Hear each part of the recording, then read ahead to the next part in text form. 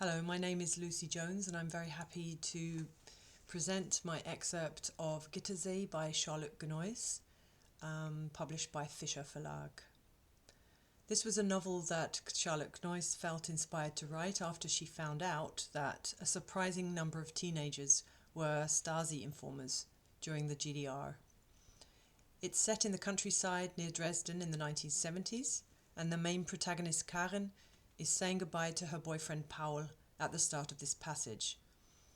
Paul's departure leads to a cascade of events and ultimately to a whole group of teens spying on each other for Officer Wigwals. By the end of the novel, they all turn against Wigwals, who comes to a sticky end. Because the sun was in his eyes, he put his hand across his forehead like a baseball cap. His face was so shadowy I couldn't see his expression. I ran over to him and shouted, "We had a date, didn't we?" "Quiet," he hissed, and that's when I saw it. There was money stashed between the casing and the tyre, maybe 600 marks. "Paul," I said. He placed his finger on his lips. Without saying a word, he clamped the casing back over the money and the wheel rim. "Where did you get that?" "Saved up." "What do you want to do with it?" "Buy climbing gear." "But you aren't allowed to take more than 100 across." "I know, that's why." Lips sealed. Before he checked the tyre, he looked around. In the stillness, a train whistled, its wheels chugging rhythmically. It took forever for Paul to get the tyres the way he wanted them. Then he asked where my luggage was.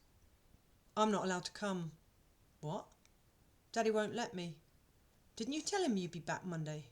"Course." I spoke loudly and clearly to seem convincing. "Psst." Paul hushed. "Hey," I whispered, "it's not that bad. We're going climbing next Saturday." "And what if you came anyway?" Paul interrupted me. "But what am I supposed to tell Mum?" "Do you need to?" "Oh, come on." A fly landed on Paul's arm and he didn't swat it away. He looked at the ground, as if at a faraway spot.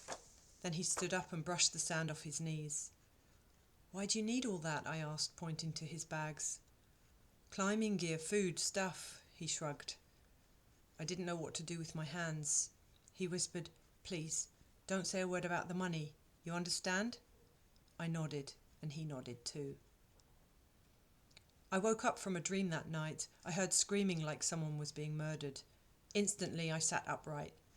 The little one was screaming, the bell at the gate was ringing, and someone was crashing down the stairs. I picked up the little one, spoke soothingly in her ear, and took her to the window. Downstairs, Father was walking across the yard in his dressing gown. Then he opened the gate. A smart-looking car was waiting at the entrance, and Father had to shield his eyes to stop the headlights from dazzling him. 2 uniformed men stepped out. One was very tall, and the other, it was the new guy. Now Mother joined him in a white nightdress. For a while, everyone gesticulated wildly, then suddenly they all stood still, very still, for a moment as if frozen. Eventually, they turned towards the house. "Karin, can you come, please?" Father's voice, sharp. "It's all fine," I whispered to the little one. "All fine." I laid her carefully in her bed. Then I went downstairs. The gentleman was standing on the landing and looked at me. And how they looked at me. But it was quiet, so quiet, just the clock, tick-tock. Father opened the door to the front room. "Would you like tea, coffee?"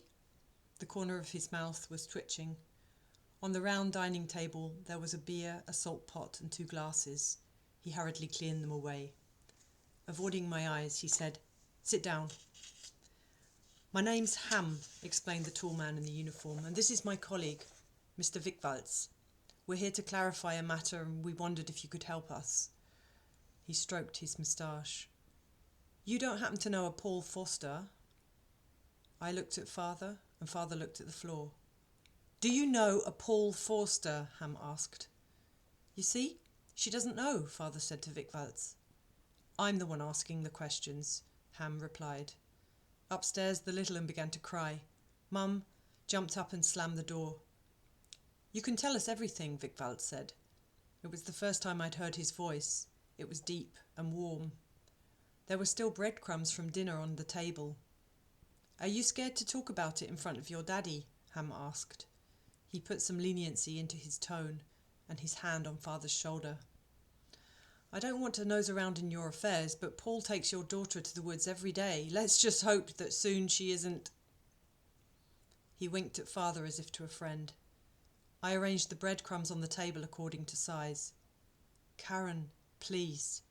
Father looked at me, hangdog. Ham leaned back. He exuded calm as if he could sit like that forever. Then, out of nowhere, he slammed his hand down on the table and upset everything. "If it's going to be like this, I'll have to ask you to come with us," he said. "No," Father said. "No, I don't understand. Even if my daughter, even if she, with Paul, what's happened?" And that's when Vigvald said, "He's defected to the West." Thank you.